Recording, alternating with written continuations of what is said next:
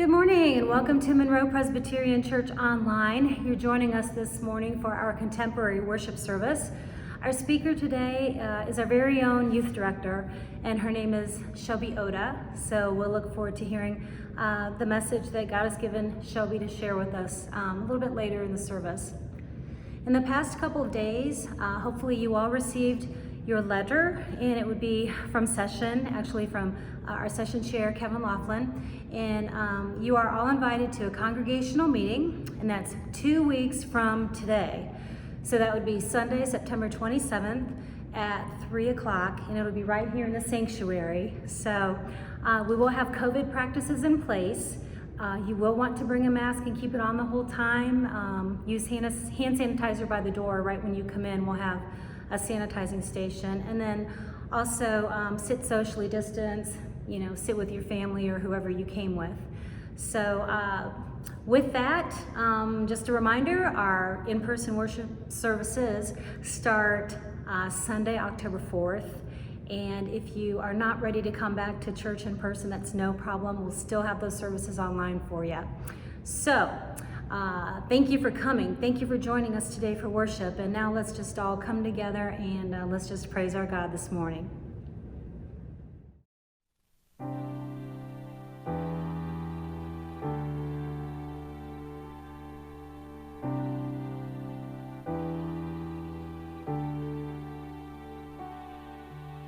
You will never leave.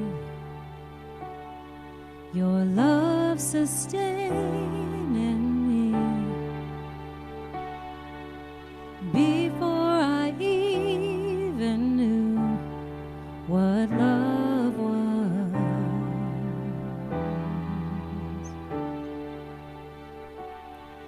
you've brought me here to rest and given me space to breathe.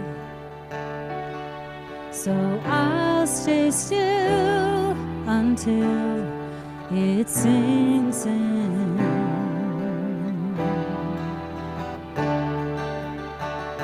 And I will lean back in the loving arms of a beautiful Father.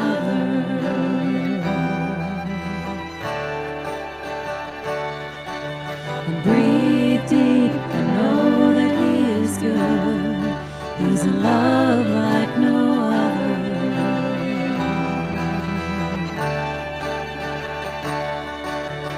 You will never leave.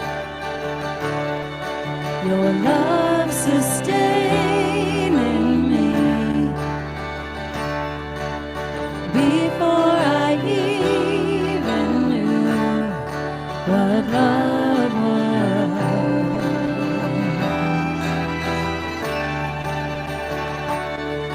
you brought me here to rest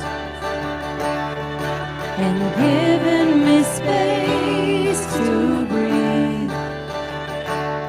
So I'll stay still until it sinks in.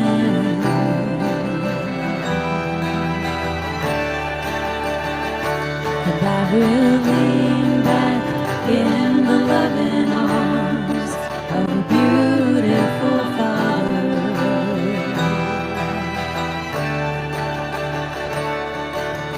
Breathe deep and know that He is good. He's a love like no other. And I will lean back in the loving arms of a beautiful Father.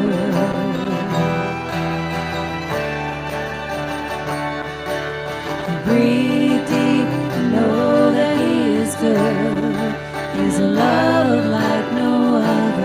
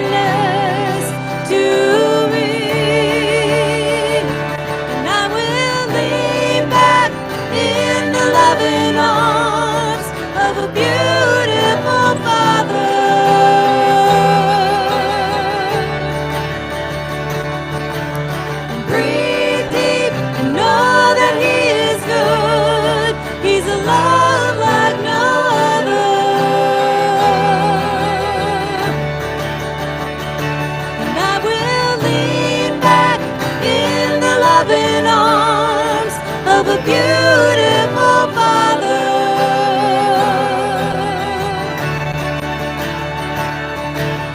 Breathe deep and know that He is good.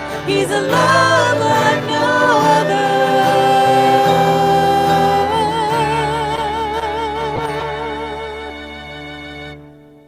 And I will lean back in the loving arms of a beautiful Father.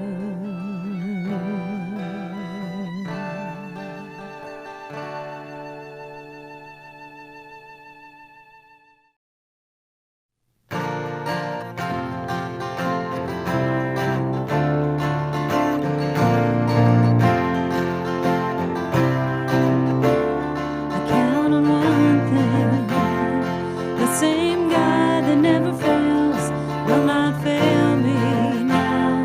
You won't fail me now in the waiting. The same God who's never late is working all things out, working all things out. Yes, I will lift you high in the lowest valley. Yes, I will bless your name. Yes, I will sing for joy when my heart is heavy all my days. Yes, I will.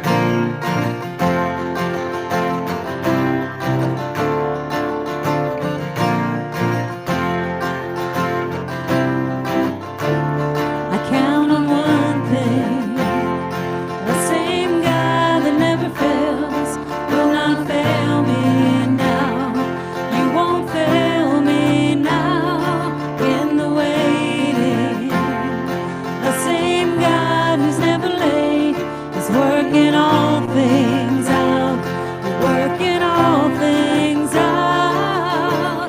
Yes, I will lift you high in the lowest valley. Yes, I will bless your name.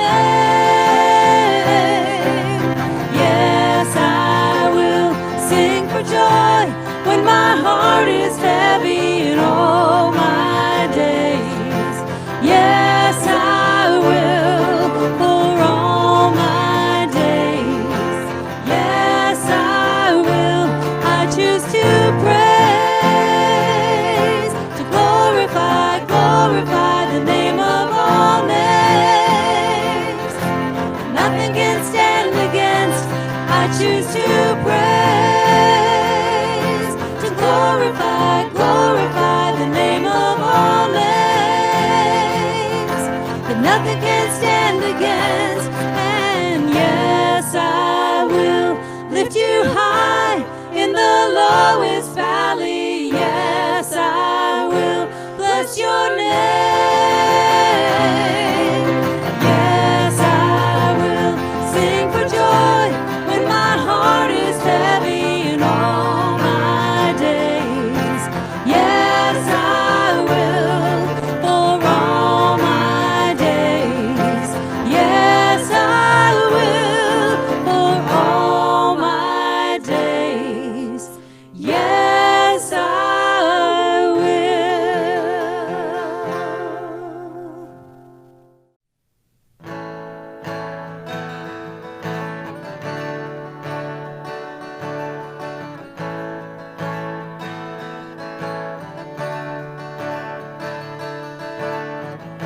The Lord bless you and keep you.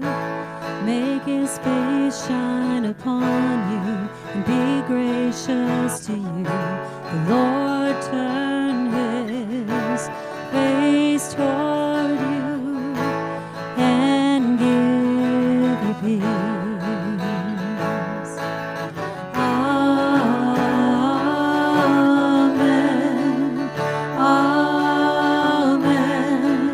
Amen.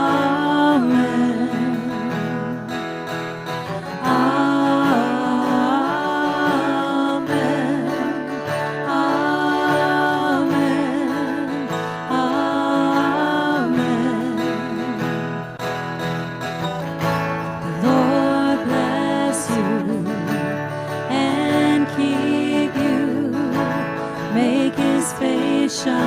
upon you and be gracious to you. The Lord turn his face toward you and give you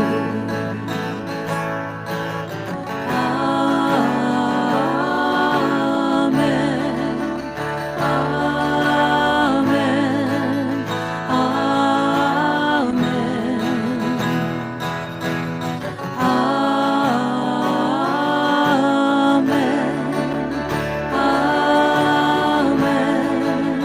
Amen.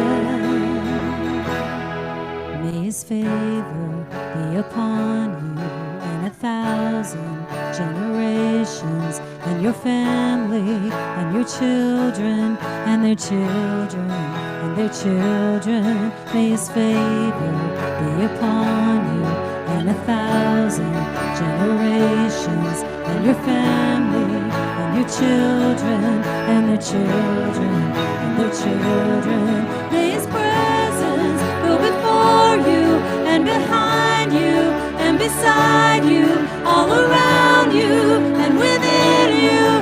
He is with you. He is with you in the morning, in the evening, and you're coming and you're going and you're weeping and rejoicing. He is for you. He is for you. He is for you. He is for you. He is for you. He is for you. He is for you. He is for you.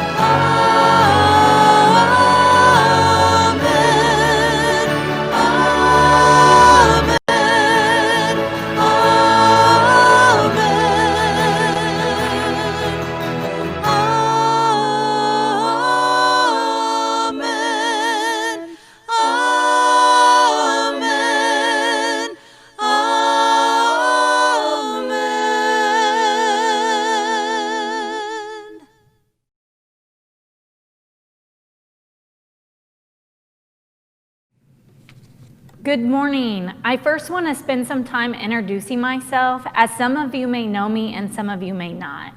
My name is Shelby Oda, and I am the youth director here at Monroe Presbyterian Church. I graduated from Louisville Presbyterian Seminary in May of 2019 and currently have my license as a marriage and family therapist. I have the privilege of engaging with the youth, and I am honored to share the message with you all this morning, so welcome. I'm pretty sure we all know what this is, right? Today, I want to talk to you about masks. Some of you in your head may be groaning, and I get it.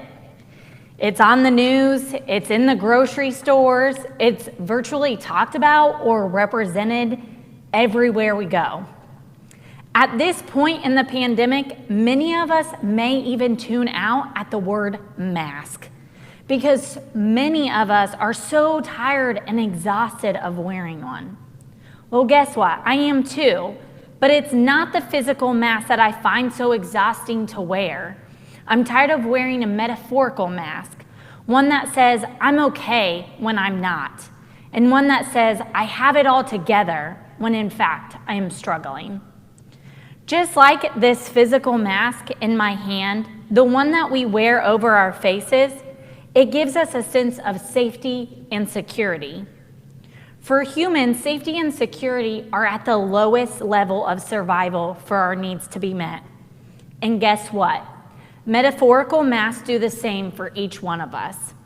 It creates an armor or a shield that keeps others out, keeps them from seeing who we truly are and what we are truly experiencing. Just like if I put on this mask, it is much harder to read me and my facial expressions. Our masks that we wear every day, these metaphorical masks, do the same. In case we still aren't on the same page of what I mean by a metaphorical mask, I want to give you some examples. These masks that we wear can look like perfectionism, the I have everything together look. It can look like anger, the I push everyone I know away look. Or it can be denial. I have no emotions, I'm fine, everything's fine look. It can also be people pleasing, which states, if I do everything they want, then they will like me. Another one that's not often seen as a mask, but it is the use of humor, which looks like making jokes about emotions, laughing off tough experiences, so we don't have to address the emotions that we feel underneath. We can experience these at all different periods of our life, and we can have a go-to mask that we use.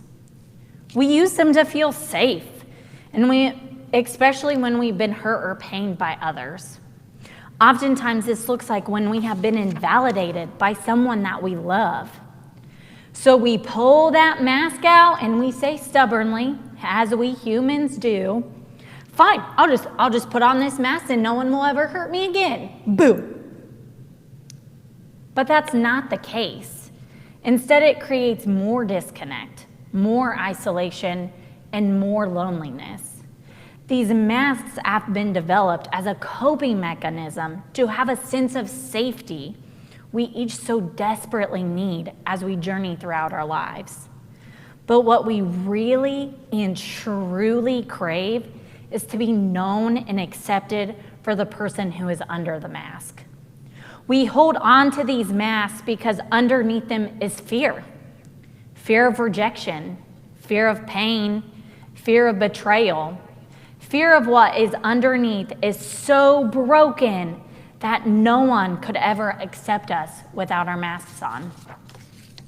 For so many years, I wore a perfectionist mask, and I honestly have to be really careful to check myself to make sure I don't put one on each morning. I believe that if I looked like I had it all together, then I could pretend that on the inside I wasn't a broken mess. Others did not question the decisions I made, but here's the thing. It was exhausting and it was lonely because no one truly understood what I was feeling or experiencing, and I didn't let them. I only let them see this robot that cranked out tasks and got good grades and performed the way others wanted me to. But I rarely let someone in who understood or saw the pain that I was going through. And it was exhausting. It left me out of what I truly wanted, which was to connect with others and have deep, meaningful friendships. So I had a decision to make, to keep the mask on or to take it off. These masks that each of us hold up keep us from experiencing this dirty little word called vulnerability. Vulnerability says, here I am, broken, frail, frayed, jagged, with all my secrets and all my fears. And we are vulnerable, we must also say, be careful, because these are precious. Vulnerability is seen as a weakness today. We live in a society that has made ourselves strong, where we are tough and hardened in order to protect ourselves at all costs. But here is the biggest problem. When we shield ourselves from hurt, we're also shielding ourselves from some of the most beautiful human experiences, which are love, empathy, and creativity. These masks keep us from truly connecting and growing intimate with ourselves and with the God who created us. The coolest thing about being human is being in connection with others. We are created in order to be in relationship with others and our Creator. We live in families and work in groups. We love in relationships and we thrive with dear friendships. And vulnerability is the source of that connection. It takes all these tender pieces of ourselves and says, here it is, be careful, which turns into the opportunity for someone to turn toward us and say, oh, hi, I see you, you're safe. And here is me. It builds intimacy, trust, and closeness. Vulnerability gives us a sense of belonging and safety in an otherwise scary world. This desire to connect with others lives deep within us all. However, some of us choose not to acknowledge that desire because of the pain we have experienced. And I get this. We're humans. We make mistakes. And often these mistakes tend to hurt and wound others. However, opening up the possibility to be hurt is not weakness. Instead, it is an act of courageousness. So when this happens and we get hurt, we feel shame for being weak and exposing ourselves. And we make the decision to shut down and to shut out the most vulnerable parts of ourselves. When we do this, though, we shut down other possibilities. Possibilities of being seen, finding love, and closeness. Vulnerability within ourselves calls us to be honest. It calls us to take a look in the mirror and acknowledge and expose the softer sides of ourselves. To acknowledge the deep pain and hurt that tells us and fights with us when we try to be vulnerable with others. We first have to see ourselves before we can allow others to truly see us. We have to explore and get to know our feelings and experiences instead of avoiding, numbing, or denying our own reality. If we continue to do this to ourselves, how can we expect others not to do it to us too? And when we get a moment to be vulnerable with someone else, we have to have the courage to be seen, as put by Brené Brown. We should not clutch our jaws, put up our walls, and use our masks to stay hidden. We need to give ourselves permission to experience vulnerability and the consequences that may later be experienced, whether they are good or bad. We have to open ourselves to new what ifs instead of our what ifs that speak of fear and shame. And we have to recognize that when we can deal with the backlash of whatever outcome may occur. Psychologist Leon Seltzer explained feeling that we possess the emotional strength to quiet our temporarily jangled nerves. We don't need to flee from the situation or ourselves. And being able to confront our vulnerability and persuade ourselves that the circumstance is not as worrisome as it might feel reduces our anxiety and restores us in a sense of control. Don't let yourself forget that you're strong and you can handle this. You're probably thinking, okay, Shelby, we get it, vulnerability. So how does this apply to my relationship with God? The answer is that often when we are not vulnerable with ourselves or others around us, then we are not vulnerable with God either. I think many of us can say that we want a closer, more intimate relationship with God, but have no idea how to get there. And the answer is to becoming vulnerable.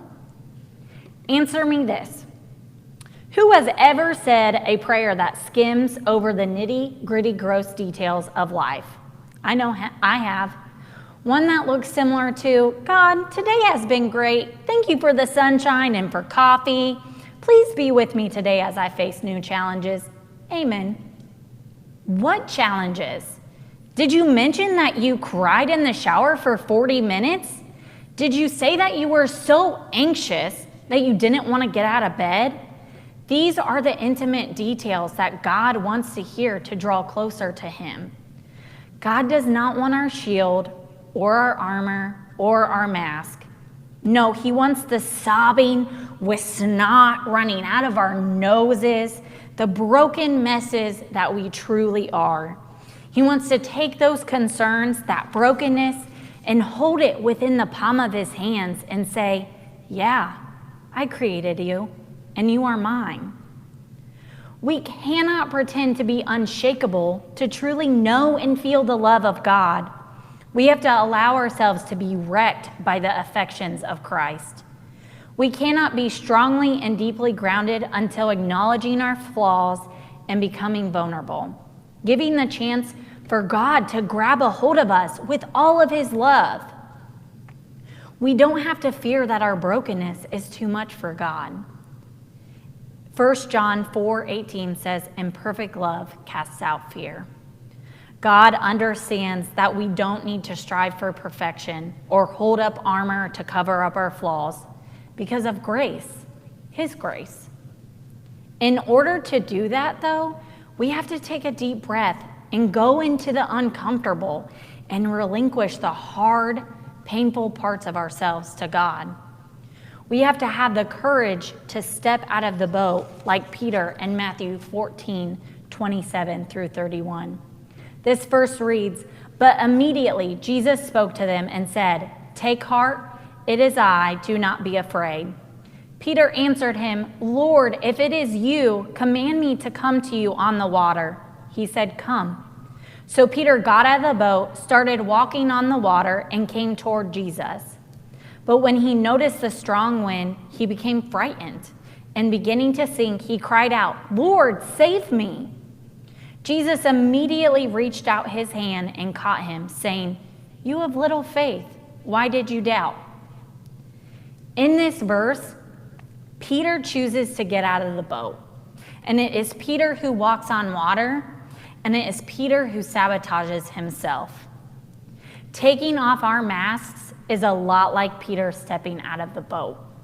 Like Peter, we can choose to be vulnerable, and we can choose to open up ourselves to others, and we can also sabotage ourselves and our relationships with fear.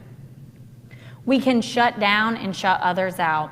We can sink like Peter when we remember all the complexities and fears that come with being a vulnerable human.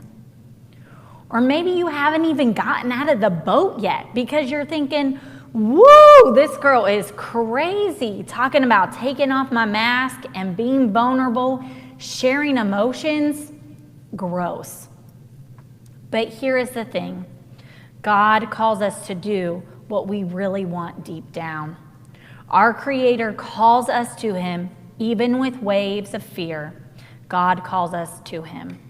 God calls us to take down the masks. God cannot work with us if we refuse to take off our masks or step out of the boat due to fear. We have to step out in courage and bravery to say, "Here, God, be careful with me," in order for God to take hold of us and say, "Always."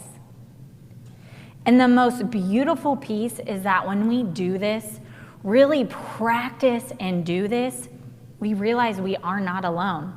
We are interconnected with God and with others and with ourselves, which really is what makes us strong. We realize that we are courageous and worthy of being seen. Vulnerability is a strength that connects us to so many beautiful possibilities if only we have the courage to take that first step. So let me ask you this one final question. Are you ready to take off your mask? I want to hold space for a moment to reflect. Imagine yourself taking off the mask and sit with the uncomfortableness of it all. And ask yourself, what fear is holding you back?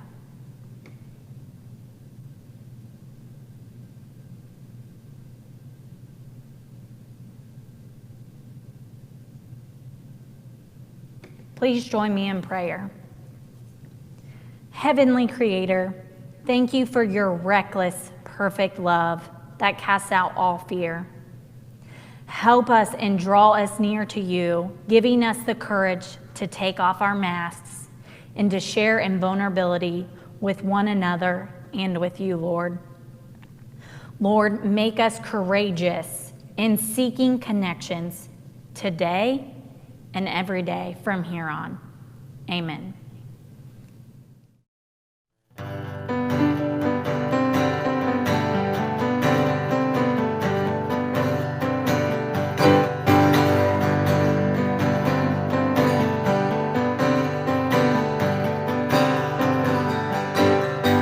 Strength will rise as we wait upon the Lord. We will wait upon the Lord. We will wait upon the Lord. Strength will rise as we wait upon the Lord.